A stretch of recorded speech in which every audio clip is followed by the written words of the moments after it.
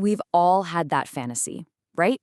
Hitting the jackpot, a sudden life-changing amount of money. But what if that dream is actually a nightmare in disguise? Today, we're going to pull back the curtain on the very dark side of sudden wealth. I know, it sounds completely insane, doesn't it? How could having all the money you could ever want possibly be a bad thing? Well, when you look at what actually happens to people, the story is a lot more troubling. Okay, take a look at this number. 3 years. What do you think that signifies? It's not how long the money lasts, though that's a whole other story. No, this is something way more fundamental. Yep, that's it. Research shows that just 3 years after a massive win, most lottery winners are no happier than they were before they ever bought that ticket. The incredible joy just evaporates. And the real question is, why? Well, the answer lies in this hidden curse that comes attached to any big, sudden windfall. And here's the kicker. It has almost nothing to do with the money itself. So here's the critical point, the thing you have to get. You can't pour a gallon of water into a shot glass. It's just going to overflow and make a mess. If your internal world, your mind, isn't ready for a huge external change, it's going to crack. The problem isn't the jackpot, it's the brain that has to deal with it. To really get this, we've got to look at what happens inside your head the second you realize you've won. It's like this psychological 1-2 punch that almost nobody sees coming. So the first punch is something called hedonic adaptation. Now that sounds super academic, but it's actually a simple and kind of frustrating human thing. We just get used to stuff. Good stuff, bad stuff. Eventually, it all just becomes normal. Think about it like this. We call it the cold pool effect. You know that feeling when you jump into a cold pool. For the first minute, it's a huge shock, right? It's all you can think about. But after a few minutes, your body adjusts, and you barely even notice the temperature anymore. Your brain does the exact same thing with happiness.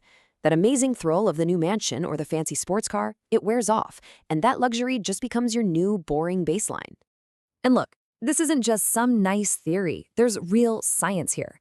A famous study tracked lottery winners and compared them to regular folks, and the results are just wild. You see that first big spike of euphoria for the winners? Well, look what happens after a while.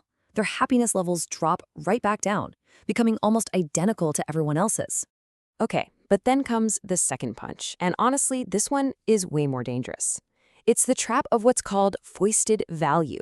This is what happens when your entire sense of self, your very identity, gets tied to something outside of you, like the number in your bank account. And this just lays out the danger so clearly. If your self-worth is based on your money, that's a foisted value, what happens when you lose it? Your whole identity just collapses. You feel like a nobody. But intrinsic worth? That's built on your character, your resilience, the things you've learned. It's internal. It can't be bought, and more importantly, no one can ever take it away from you. So when you combine these two things, this constant need for a bigger happiness hit and an identity that's totally dependent on money, you basically light a fire inside the mind of a new winner.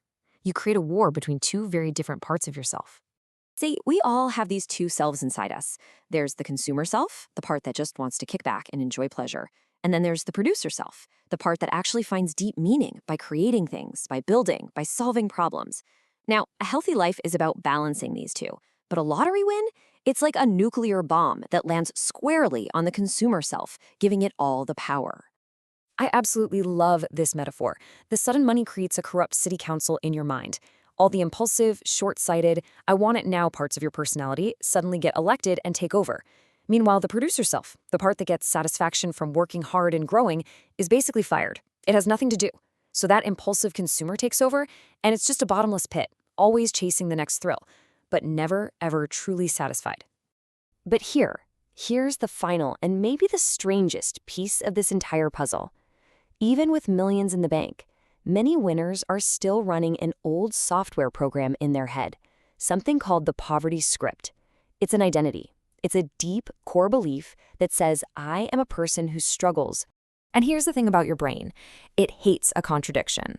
If you have millions in cash, but you still see yourself as a struggling person, your subconscious mind goes to work to correct that error. It will push you to make terrible investments, to overspend, to trust the wrong people, until, poof, the money's gone. And then finally, your external world matches your internal identity again, and your brain can relax. It's an absolutely tragic, self-fulfilling prophecy.